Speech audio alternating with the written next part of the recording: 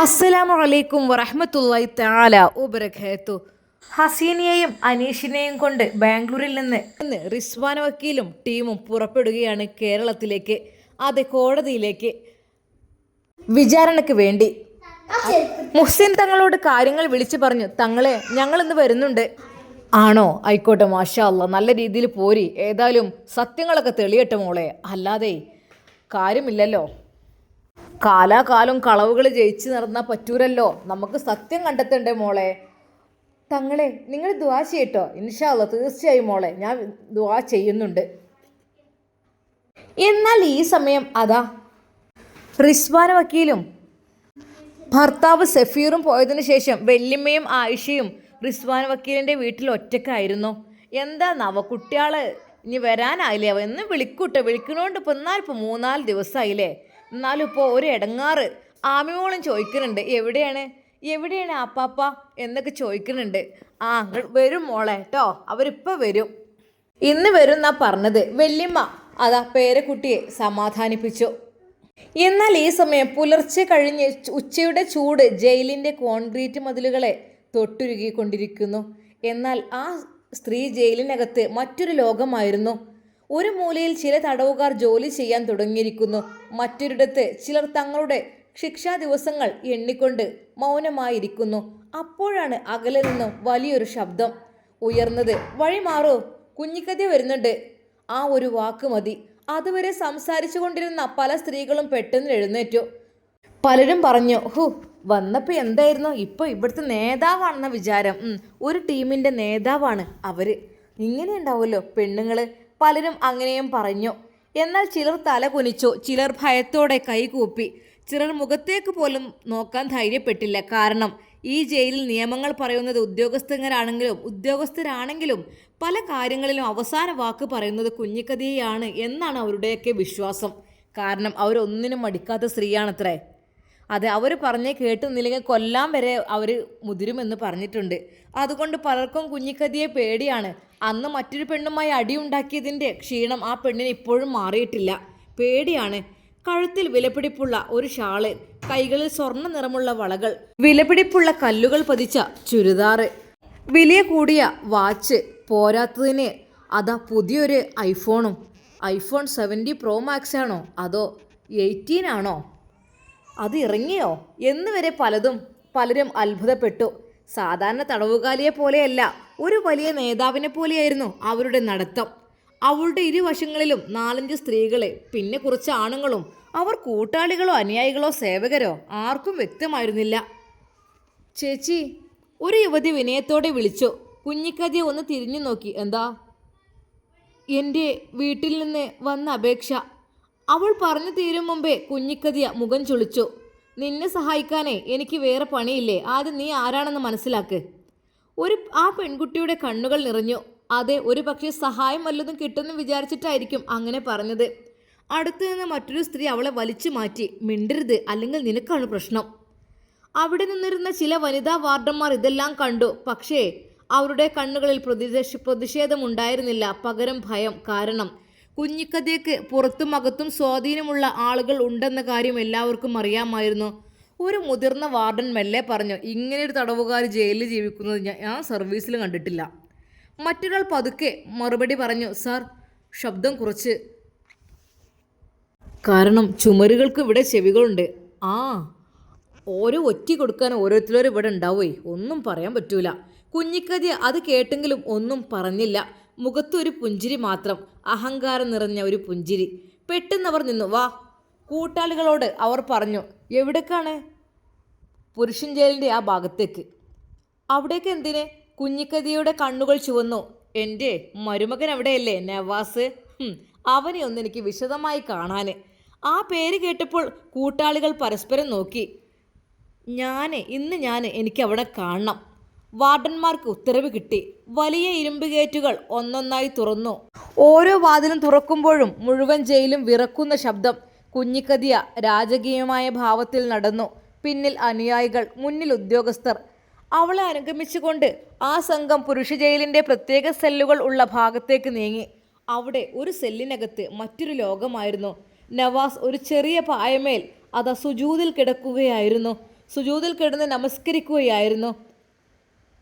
അവൻ്റെ ശബ്ദം പുറത്തേക്ക് കേൾക്കാത്തത്ര പതുക്കിയായിരുന്നെങ്കിലും ഓരോ വാക്കിലും ഹൃദയം പൊട്ടുന്ന വേദനയുണ്ടായിരുന്നു. യാ റബ്ബേ, ഞാൻ ചെയ്തിട്ടില്ലാത്ത കുറ്റത്തിനാണ് ഇവിടെ കിടക്കുന്നത്. നീ എല്ലാം കാണുന്നവനാണല്ലോ. എൻ്റെ നിരപരാധിത്വം ലോകത്തിന് മുന്നിൽ തെളിയിക്കണമേ അല്ലാ. എന്നെ വെറുക്കുന്നവർക്ക് പോലും ഞാൻ ദോഷം ചെയ്തിട്ടില്ല. എൻ്റെ കണ്ണീരിന് നീ സാക്ഷിയാകണമേ. അവൻ്റെ ശബ്ദമിടറി. കണ്ണുനീർ നിസ്കാരപ്പായൽ വീണു. അപ്പോൾ സെല്ലിന് പുറത്തു നിന്ന കുഞ്ഞിക്കതിയുടെ കാലടികൾ പതുക്കെ നിശ്ചലമായി.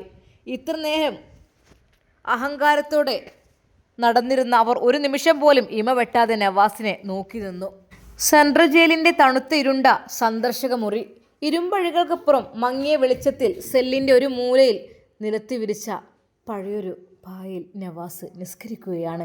അവൻ്റെ മനസ്സ് ശാന്തമായിരുന്നുവെങ്കിലും കണ്ണുകളിൽ നിന്ന് കണ്ണീർ തുള്ളികൾ വഴുതി വീഴുന്നുണ്ടായിരുന്നു. പ്രാർത്ഥനയുടെ ഒടുവിൽ സലാം വീട്ടി കൈകൾ ഉയർത്തി പ്രാർത്ഥിക്കാൻ തുടങ്ങിയ സമയത്താണ് ആ ശബ്ദം ഉയർന്നത്. നവാസേ. ഒരു നിമിഷം അവൻ ഞെട്ടി. അത് അഴികൾക്കപ്പുറം നിൽക്കുന്ന കുഞ്ഞിക്കതിയുടെ മുഖത്ത് ദേഷ്യവും പരിഹാസവും ഇടകലർന്ന ഒരു ഭാവമായിരുന്നു. നവാസ് പ്രാർത്ഥിക്കുന്നത് കണ്ടപ്പോൾ അവളുടെ ഉള്ളിലെ ദേഷ്യം ഇരട്ടിച്ചു. കുറേ കണ്ട് നിസ്കരിച്ചാൽ മതി, കുഞ്ഞിക്കതിയ ഉറക്കെ പറഞ്ഞു. പുത്തൻ വീട് തറവാട്ടുകാർ എന്ന് പറഞ്ഞാലേ അതിനു മേലെ ഒന്നുമില്ല ഞങ്ങളൊക്കെ വിചാരം. അതെന്താ പുത്തൻ വീട് തറവാട്ടുകാരെന്ന് പറഞ്ഞാൽ ഓല് വലിയ ദീനീയായ ആൾക്കാരും അങ്ങനൊക്കെ എഴുതി വെച്ചിക്കണോ? നാട്ടിലെ ഏറ്റവും വലിയ മനുഷ്യന്മാർ ഓലാണെന്നാണ് ഓല വിചാരം. അവർക്ക് മേലെ ഈ നാട്ടിൽ വേറെ ആൾക്കാരില്ലത്രേ. നവാസുമല്ലേ എഴുന്നേറ്റു. വിറക്കുന്ന കൈകളോടെ അഴികൾക്കടുത്തേക്ക് നടന്നു വന്നു. അവൻ്റെ മുഖത്ത് അമ്പരപ്പും വേദനയും മാത്രമായിരുന്നു. കുഞ്ഞിക്കതിയെ നിർത്തിയില്ല. അവർ ചുറ്റുമുള്ള കാവൽക്കാരെയും മറ്റു സന്ദർശകരെയും കേൾപ്പിക്കാനെന്നോണം ശബ്ദമുയർത്തി. ഈ പുത്തൻ വീട്ടിലെ മൂത്ത സന്തതിയാണ് നവാസ്. ജയിലിലാണെന്ന് പറയുമ്പോഴേ നാട്ടുകാരൊക്കെ എന്തായാലും ഒന്ന് മൂക്കത്ത് വിരൽ വെക്കും. അതിന് വേണ്ടിയിട്ടാണ് ഓനെ ഞാൻ പിന്നെയും കയറ്റിയത്. ആഹാ, എന്താന്നില്ലേ? അതേ, ഈ പുത്തൻ വീട് തറവാട്ടത്തെ സന്തതിനെ കുറിച്ച് നിങ്ങൾക്ക് ആർക്കും അറിയില്ലല്ലോ. അറിയാൻ വഴിയില്ല. അതെ, 3 ആളാണ് ഒരു പെരീത്ത 3 ആൾ ഒരുമിച്ച് പീഡിപ്പിച്ചാണ് അവന്. ശരിക്കും നവാസ് ഞെട്ടിപ്പോവുകയാണ് ചെയ്തത്. നിങ്ങൾ എന്തീ പറയുന്നത്? എടാ, വെറുതെ ആണല്ലോ ജയിലിൽ കയറിയത്. എന്താന്നില്ലേ, ഓന് 3 എണ്ണം ഓളെ അനിയത്തിനെ, എൻ്റെ പെണ്ണുങ്ങളെ അനിയത്തിനെ 3 ആൾ, പിന്നെ എന്താ പറയുക, ഗർഭിണിയായ പെണ്ണിനെ. പോരാത്തതേ ഓൻ ആദ്യൊരു പെണ്ണുങ്ങളുണ്ടായിരുന്നു. ഇപ്പോൾ ഓളും തിരിച്ചെടുത്തേക്കണ്. ഓനെ ഒന്നും രണ്ടും തികയണില്ലേ. അതുകൊണ്ടാണ് എല്ലാവരും കണ്ട മനുഷ്യന്മാരെ മുഴുവൻ പീഡിപ്പിക്കുക. ഓനെ ജയിലിൽ കിടത്തുകയാണോ വേണ്ടതോ കൊല്ലുക വേണ്ടി? നിങ്ങൾ പറയും. കൊല്ലണം, അതാണ് വേണ്ടത്. പലരും പിന്നിൽ നിന്ന് പറഞ്ഞു. ഇങ്ങനെയുള്ള കുറേ ആൾക്കാരുണ്ട്. അതെ, പെണ്ണുങ്ങളെ പീഡിപ്പിക്കുവാനും ഇതിനൊക്കെ ഉള്ളത്. ഓലെ വിചാരം പെണ്ണുങ്ങൾ ഒഴിഞ്ഞതാന്നാ. അങ്ങനെ തല്ലി കൊല്ലാണ് വേണ്ടത്. പലരും അതക്കാര്യമറിയാതെ കുഞ്ഞിക്കതിയെ സപ്പോർട്ട് ചെയ്യുന്നു. എന്തൊക്കെ തന്നെയാലേ നാട്ടുകാരൊക്കെ എന്ന് അറിയുമ്പോൾ ഞെട്ടണം. പുത്തൻ വീട്ടിലെ മൂത്ത സന്ധ്യ ജയിലിലാണ് പീഡനക്കേസിൽ എന്ന് പറയുമ്പോഴേ അതാണ് വേണ്ടത്. അത് നാളെ ന്യൂസ് പേപ്പറിൽ അച്ചടിച്ചിട്ട് വേണ്ടൊക്കെ അക്ഷരത്തിൽ വരുമ്പോഴേ നാട്ടുകാരെ മുഴുവൻ ഞെട്ടും. അപ്പം മനസ്സിലാകാം പുത്തൻ വീട് തറവാടിൻ്റെ മഹിമ. അത് കുഞ്ഞിക്കതിയ ശരിക്കും പുലമ്പുകയാണ് അവിടെ നിന്ന്. അത് കേട്ടവരെല്ലാം ഞെട്ടിത്തെറിച്ച് പോവുകയാണ്. പുത്തൻ വീട് തറവാട്ടിലെ മൂത്ത സന്തതിയായ നവാസ് ജയിലിലാണെന്ന് പറയുമ്പോഴേ എന്തൊക്കെ തന്നെ നാട്ടുകാരൊന്ന് ഞെട്ടണം. അത്രക്കും അഹങ്കാരമല്ലേ നിങ്ങൾക്കൊക്കെ? തൽക്കാലം ആ നാട്ടുകാരുടെ ഞെട്ടൽ കാണാൻ വേണ്ടിയിട്ടാണ് ഞാൻ കാത്തിരിക്കുന്നത്. നീ എത്ര നിസ്കരിച്ചാലും പഠിച്ചോ നിന്റെ തെറ്റുകുറ്റങ്ങളൊന്നും പൊറുക്കാൻ പോകുന്നില്ലടാ നവാസേ. നീ ചെയ്ത് കൂട്ടിയ കൂത്തുതറ വേലകൾ ഈ ലോകത്ത് ആർക്കെങ്കിലും അറിയണോ? അവനെ കെട്ടീൻ്റെ പുറമെ പിന്നെ വീണ്ടും മറ്റൊരു ബന്ധം കൂടി. എനിക്ക് അതാണ് ദേഷ്യം. ഫസീലയും കൂടി ഏറ്റെടുത്തേക്കുക. അവള് ആരുടെയൊക്കെ കൂടെ പോയതായിരുന്നു. വീണ്ടും അവളെ എടുക്കാൻ നാണമില്ലല്ലോ. നീ എവിടെ പോയി? എന്തായാലും ഞങ്ങൾക്കൊരു പ്രശ്നവുമില്ല. അതെ, കിട്ടാനുള്ള ക്യാഷെല്ലാം കിട്ടി. അവർക്ക് എല്ലാം നേടിക്കൊടുത്തു. എല്ലാം ആയപ്പോൾ ഇപ്പോഴിതാ നവാസിനെ അത്രക്ക് മോശമായി ചിത്രീകരിക്കുകയാണ് കുഞ്ഞിക്കതിയ. അവർ പഴയതെല്ലാം മറക്കുന്നു. ഇല്ലായ്മയിൽ നിന്ന് അത് ഉള്ള സ്ഥിതിയിൽ എത്തിച്ചത് നവാസാണ്. ആ ചെറ്റക്കുടിലിൽ നിന്ന് വലിയൊരു ബംഗ്ലാവിലേക്ക് മാറിയതും വലിയ സ്ഥലവും വാങ്ങി വീട് വെച്ച് ജോലികളെല്ലാം കഴിപ്പിച്ച് കാറും വാങ്ങി ഇട്ടുകൊടുത്ത് പോരാത്തിന് വരുമാനത്തിന് 1-2 ഷോപ്പും കാര്യങ്ങളും ഒക്കെ ആയപ്പോഴേ അവർ ശരിക്കും നവാസിനെ അങ്ങ് മറന്നു എന്ന് തന്നെ പറയാം. പക്ഷേ നവാസിന് അതിലൊന്നും പരാതിയില്ല, പരിഭവമില്ല. നവാസിൻ്റെ മനസ്സിൽ അതായിരുന്നു ചിന്ത. പഠിച്ചോൻ, എന്ത് കാര്യത്തിന് വേണ്ടിയിട്ടാണ് ഞാൻ ഇതിനുള്ളിൽ കിടക്കുന്നത് അറിയുന്നില്ല. ഇല്ലാത്ത കുറ്റങ്ങൾ ഉണ്ടാക്കിയാലേ ഇതിനൊക്കെ നീതി കിട്ടും. എനിക്കറിയില്ല റബ്ബേ. ശരിക്കും നവാസ് ആകെ ടെൻഷനാവുകയാണ്. അവർ നവാസിനെ അവിടെയുള്ള എല്ലാവരുടെയും മുന്നിൽ വെച്ച് ഏറ്റവും മോശമായ രീതിയിൽ ചിത്രീകരിക്കാൻ തുടങ്ങി. അവനൊരിക്കലും ചെയ്യാത്ത കുറ്റങ്ങൾ പോലും അവൻ്റെ തലയിൽ കെട്ടിവെച്ച് അവൻ എങ്ങനെയെല്ലാം ആ കുടുംബത്തെ നശിപ്പിച്ചു എന്ന് വളരെ ക്രൂരമായ വാക്കുകളിൽ അവൾ വിളിച്ചു പറഞ്ഞു. ഒരു നിമിഷം ദയനീയമായി അതാ നവാസ് അവരുടെ മുഖത്തേക്ക് നോക്കി. അവൻ്റെ തൊണ്ട വരണ്ടുണങ്ങിയിരുന്നു. ഉമ്മ, അവൻ ആർദ്രമായി വിളിച്ചു. ഉമ്മയോ? കുഞ്ഞിക്കതിയുടെ മുഖം ക്രൂരമായി മാറി. ആരുടെ ഉമ്മ? നീ ആരാടാ ഉമ്മ എന്ന് വിളിക്കുന്നത്? ഞാൻ നിന്റെ ഉമ്മയൊന്നുമല്ല. ഉമ്മ, നിങ്ങളെന്തീ പറയുന്നത്? നവാസിൻ്റെ കണ്ണുകളിൽ നിന്ന് കണ്ണീർ ഒഴുകിയിറങ്ങി. എന്നെക്കൊണ്ട്, നിന്റെ നാവ് കൊണ്ട് എന്നെ ഉമ്മ എന്ന് വിളിച്ചു പോകരുത്. അവർ അവൻ്റെ വാക്കുകൾ തടസ്സപ്പെടുത്തി. ഉമ്മയോട് ഇങ്ങനെയൊക്കെയാണോ പെരുമാറുക? ഈ ജയിലിൽ അകത്ത് കിടന്ന് കുറേ നിസ്കാരവും കണ്ണീരും കാണിച്ചാൽ നീ ചെയ്ത പാവങ്ങളൊക്കെ കഴുകി പോകുമോ? നാട്ടുകാരെ കാണിക്കാൻ തറവാട് കുറേ ദീനീബോധം കൊണ്ട് നടന്നാൽ മതി. പുത്തൻ വീട് തറവാടുകാർ എന്താന്നില്ലേ? നീ കുറേ കണ്ണീരും കയ്യും കാണിച്ചാലേ ചെയ്ത പാപങ്ങളൊന്നും കഴുകി പോകുമോ? നാട്ടുകാരെ കാണിക്കാൻ തറവാടുത്തും അതും ഇതും പറഞ്ഞ് നടക്കുന്ന പുത്തൻ വീട്ടിലെ മുത്തുരത്നം ദാ ജയിലിൻ്റെ അഴുക്കകത്ത് കിടക്കുന്നു. നവാസ് മോനെയോ, മൂത്ത സന്തതി, എന്തൊരു നാണക്കേടാണ് നീ ആ കുടുംബത്തിന് വരുത്തി വെച്ചെന്ന് നിനക്കറിയോ? അരമണിക്കൂറോളം നീണ്ട ആ സന്ദർശന സമയം അത്രയും കുഞ്ഞിക്കതിയ നവാസിനെ വാക്കുകൾ കൊണ്ട് ഉപദ്രവിച്ചു കൊണ്ടേയിരുന്നു. ഓരോ വാക്കും അവൻ്റെ ഹൃദയത്തിലേക്ക് തുളച്ചു കയറുന്ന മുള്ളുകളായിരുന്നു. അവന് സ്വയം ന്യായീകരിക്കാൻ പോലും അവസരം നൽകാതെ അവനെ അപമാനത്തിൻ്റെ ഗർത്തത്തിലേക്ക് തള്ളിവിട്ട് അവർ തൻ്റെ കലിപ്പു തീർത്തു. സന്ദർശന സമയം കഴിഞ്ഞെന്ന് കാവൽക്കാരൻ അറിയിച്ചപ്പോൾ കുഞ്ഞിക്കതിയ ഒരു പുച്ഛച്ചിരിയോടെ അവനെ നോക്കി തിരിഞ്ഞു നടന്നു. അപ്പോഴും അഴികൾക്കുള്ളിൽ ചുവരിൽ ചാരി നവാസ് തളർന്നിരിക്കുകയായിരുന്നു. അവൻ്റെ ചുണ്ടുകൾ വിറയ്ക്കുന്നുണ്ടായിരുന്നു. സ്വന്തം തറവാടിൻ്റെ അഹങ്കാരവും മാന്യതയും അഴികൾക്ക് പുറത്ത് കത്തിയമരുമ്പോൾ കള്ളക്കേസിൻ്റെ ഇരുട്ടിൽ തൻ്റെ ജീവിതം അവസാനിക്കുകയാണല്ലോ എന്നോർത്ത് അവൻ ആ ഇരുണ്ട സെല്ലിലേക്ക് നോക്കി വീണ്ടും കണ്ണീർ വാർത്തു. എന്നാൽ ഈ സമയം ബാംഗ്ലൂരിൻ്റെ തിരക്കുകളിൽ നിന്ന് മാറി നീണ്ട ഹൈവേയിലൂടെ കേരള പോലീസിൻ്റെ ആ നീല വെളിച്ചമുള്ള വാഹനം അതിവേഗം കുതിച്ചു പായുകയായിരുന്നു. കാറിനുള്ളിൽ ഘനമായ നിശബ്ദതയും അതിലുപരി ഭീകരമായ വലിഞ്ഞു മുറുകിയ അന്തരീക്ഷവുമായിരുന്നു. കഴിഞ്ഞ കുറച്ച് മണിക്കൂറുകളായി അവിടെ നടന്നിരുന്ന നാടകീയ സംഭവങ്ങൾ എല്ലാവരിലും വല്ലാത്തൊരു ഉത്കണ്ഠ നിറച്ചിരുന്നു. വക്കീൽ റിസ്വാനയും സഫീറും അനീഷും മുൻ സീറ്റുകളിലായി ഇരുന്ന് മുന്നോട്ടുള്ള യാത്രാ തന്ത്രങ്ങളെക്കുറിച്ച് സംസാരിക്കുമ്പോൾ പുറകിലെ സീറ്റിൽ ഒരു കൊടുങ്കാറ്റ് അണപൊട്ടി ഒഴുകാൻ തക്കം പാർത്തിരിക്കുകയായിരുന്നു. കാറിനുള്ളിൽ വലിഞ്ഞു മുറുകിയ നിമിഷങ്ങൾ. വാഹനത്തിൻ്റെ ഏറ്റവും പുറകിലെ സീറ്റിൽ 2 വനിതാ പോലീസുകാരുടെ മധ്യത്തിലായിരുന്നു സൗദിയുടെ അനുജത്തി ഹസീന. കൈകളിൽ വിലങ്ങില്ലെങ്കിലും ഇരുവശത്തും മല പോലെ ഉറച്ചു നിൽക്കുന്ന 2 വനിതാ പോലീസുകാരുടെ സാന്നിധ്യം അവളെ വല്ലാതെ ശ്വാസം മുട്ടിച്ചു. അവളുടെ കണ്ണുകളിൽ ദേഷ്യവും സങ്കടവും പകയും മാറി മാറി മിന്നിമറഞ്ഞു. മുന്നിലിരിക്കുന്ന അനീഷിൻ്റെ തലയിലേക്ക് അവൾ ഇടയ്ക്കിടെ കനൽ പാറുന്ന കണ്ണുകളോടെ നോക്കി. എൻ്റെ സാമ്രാജ്യം, ഞാൻ പടുത്തുയർത്തിയ സാമ്രാജ്യമാണ് ഈ ഒരൊറ്റ ദിവസം കൊണ്ട് തകർന്ന് തരിപ്പണമായത്. അതെ, എത്ര ക്യാഷായിരുന്നു മയക്കുമരുന്നും അതും ഇതും ഒക്കെ വിറ്റിട്ട് കിട്ടിയത്. അതിൻ്റെ സെയിൽ നടത്തിയത് കൊണ്ട് എൻ്റെ കാര്യങ്ങളിൽ ഇടപെടാൻ ഇവർക്കൊക്കെ എന്ത് അവകാശം? ഈ റിസ്വാന വക്കീൽ ഏതേ പുതിയ താരം? അവനെ മാത്രം എൻ്റെ കയ്യിലൊന്ന് കിട്ടിയാൽ മതി. അപ്പോൾ കാണിച്ചു കൊടുക്കാം ഞാൻ ആരാണെന്ന്. ദേഷ്യം കൊണ്ട് അവളുടെ ശരീരം വിറക്കുന്നുണ്ടായിരുന്നു. എങ്ങനെയെങ്കിലും ഈ പോലീസുകാരുടെ പിടിയിൽ നിന്ന് ചാടി രക്ഷപ്പെടണം എന്ന ചിന്ത മാത്രമായിരുന്നു അവളുടെ മനസ്സിൽ. ഹസീനയുടെ ഉള്ളിലെ അസ്വസ്ഥതയും അവൾ രക്ഷപ്പെടാൻ തക്കം പാർത്തിരിക്കുന്നതും ഇരുവശത്തുമുള്ള വനിതാ പോലീസുകാർക്ക് വ്യക്തമായി മനസ്സിലാകുന്നുണ്ടായിരുന്നു. അവൾ ചെറുതായി ഒന്ന് അനങ്ങാൻ ശ്രമിക്കുമ്പോഴേക്കും അവർ അവളെ കൈമുട്ടുകൊണ്ട് അമർത്തി പിടിക്കും. കടുപ്പത്തിൽ നോക്കുകയും ചെയ്യും. എന്താ എഴുന്നേൽക്കാൻ ശ്രമിക്കുന്നത്? അടങ്ങിയിരിക്കവിടെ. ചെയ്തതൊന്നും പോരാ, എണീറ്റ് ഓടാനും നോക്കുന്നോ? മര്യാദക്കൊരിടത്ത് ഇരുന്നോണം ഹസീന. ഇടതുവശത്തിരുന്ന വനിതാ പോലീസ് ഉദ്യോഗസ്ഥ അല്പം ശബ്ദമുയർത്തി മുന്നറിയിപ്പ് നൽകി. ഇത് നിന്റെ പഴയ തട്ടകമല്ല, കേരള പോലീസിൻ്റെ വണ്ടിയാണ്. എന്തെങ്കിലും തട്ടിപ്പും വെട്ടിപ്പും മനസ്സിലുണ്ടെങ്കിലേ അതവിടെ മാറ്റിവെച്ചേക്ക്. ഹസീന ദേഷ്യത്തോടെ മുഖം തിരിച്ചെങ്കിലും അവരുടെ കടുപ്പിച്ച പിടുത്തത്തിൽ നിന്ന് വിടുതൽ നേടാൻ അവൾക്ക് കഴിഞ്ഞില്ല. അവൾ ആകപ്പാട് ഇടങ്ങാറായി എരിപിരി കൊള്ളുകയായിരുന്നു. ബാംഗ്ലൂരിൽ നിന്ന് തുടങ്ങി ഏകദേശം 4-5 മണിക്കൂർ നീളുന്ന ആ യാത്ര നേരെ പോകുന്നത് കോടതിയിലേക്കായിരുന്നില്ല, പോകുന്നത് പകരം അവരുടെ നാട്ടിലെ പോലീസ് സ്റ്റേഷനിലേക്കായിരുന്നു.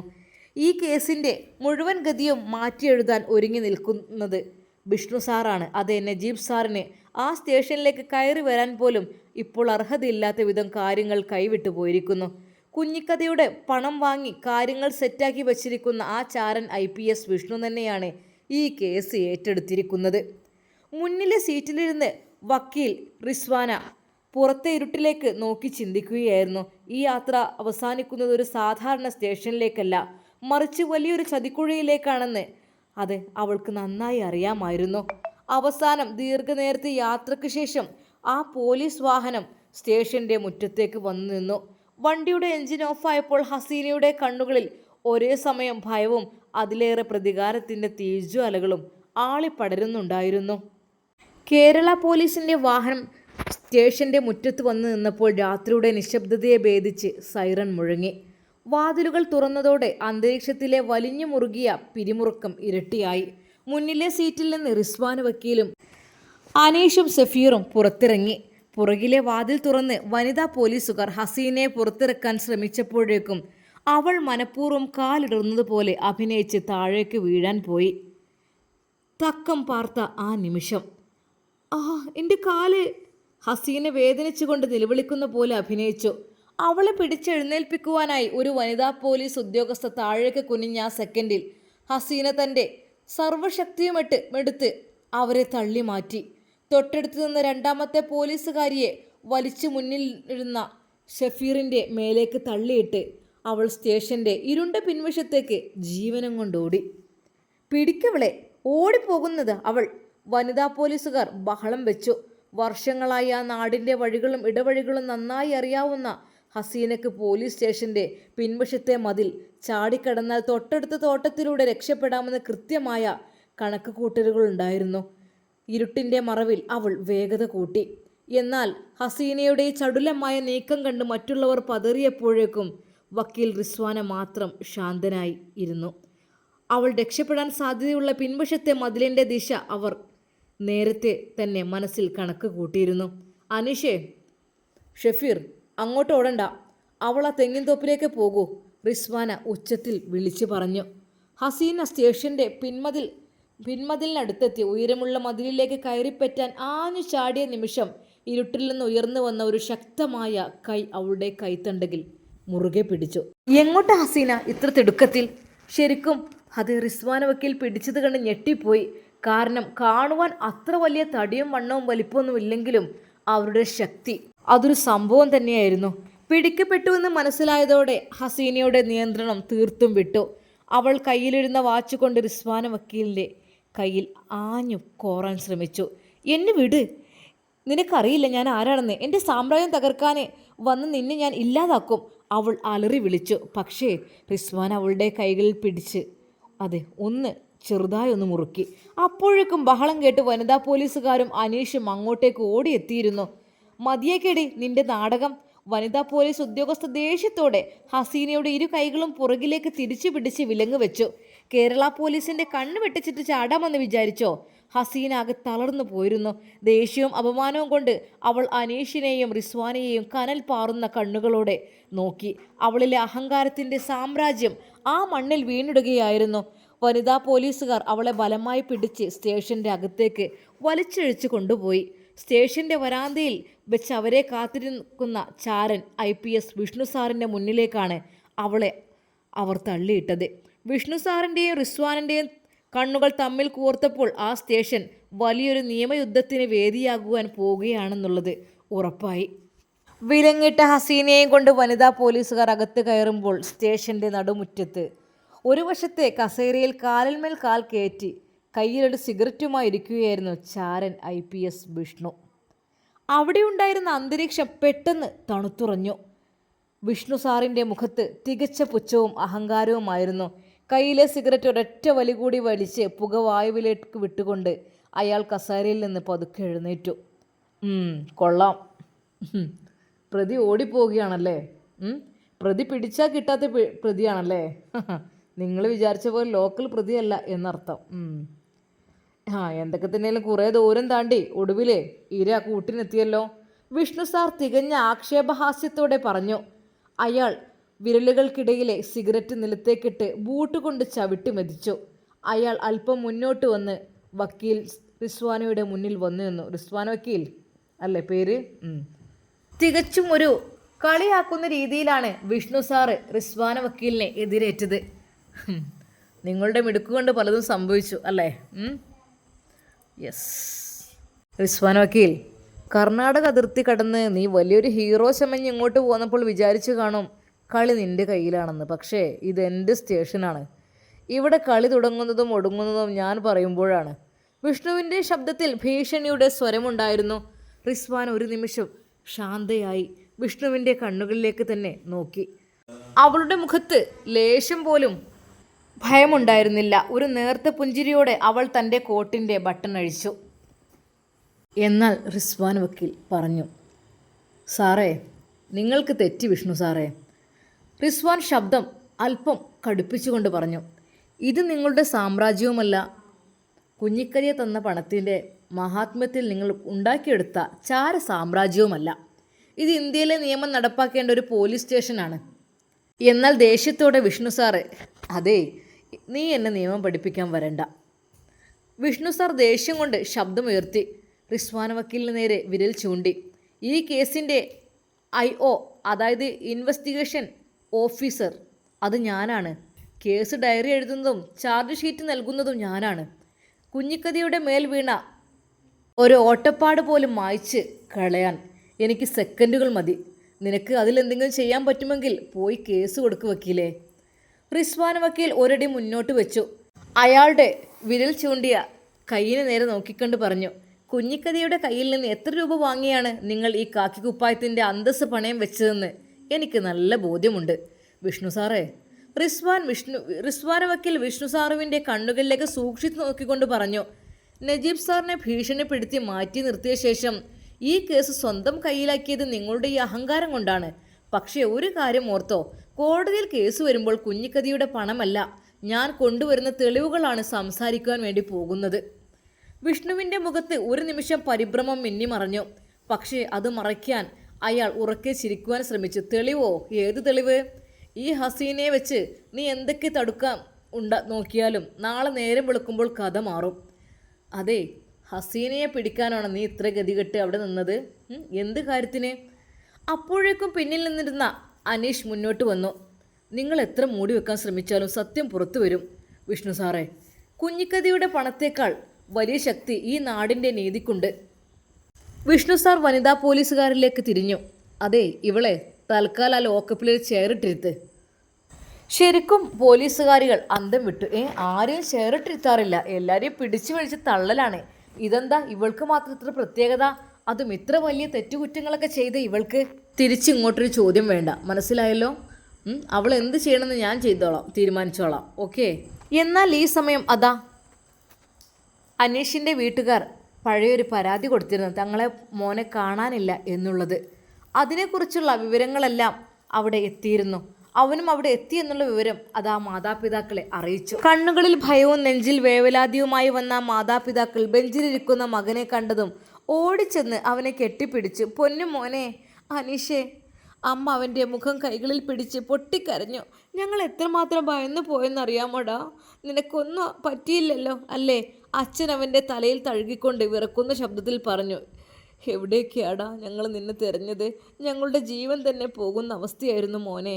മകനെ നെഞ്ചോട് ചേർത്ത് പിടിച്ച് ആ അച്ഛനും അമ്മയും കരയുന്നത് കണ്ടപ്പോൾ സ്റ്റേഷനിലുണ്ടായിരുന്ന മറ്റുള്ളവരുടെ കണ്ണുകളും ഈറനണിഞ്ഞു. അനീഷിന് വാക്കുകൾ പുറത്തു വന്നില്ല. അവൻ അമ്മയുടെയും അച്ഛൻ്റെയും കാലുകൾ പിടിച്ച് പൊട്ടിക്കരഞ്ഞു. ഈ രംഗം കണ്ടു നിന്ന റിസ്വാന വക്കീൽ ആ മാതാപിതാക്കളുടെ അരികിലേക്ക് ചെന്ന് അവരെ ആശ്വസിപ്പിച്ചു. അതെ അമ്മ, അച്ഛ, നിങ്ങൾ ഒന്നും കൊണ്ട് വിഷമിക്കേണ്ട. റിസ്വാൻ അവരെ കൈകൂപ്പി ആശീർവാദിച്ചുകൊണ്ട്, മകൻ നിങ്ങളുടെ അടുത്ത് സുരക്ഷിതമായി തിരിച്ചെത്തിയിരിക്കുന്നു. ഇനി നിങ്ങൾക്കൊന്നും ഒരു കുഴപ്പവുമില്ല. ദൈവാനുഗ്രഹം കൊണ്ട് വലിയൊരു അപകടത്തിൽ നിന്നാണ് ഇവൻ രക്ഷപ്പെട്ടത്. തുടർന്ന് റിസ്വാന അനീഷിന് നേരെ തിരിഞ്ഞു.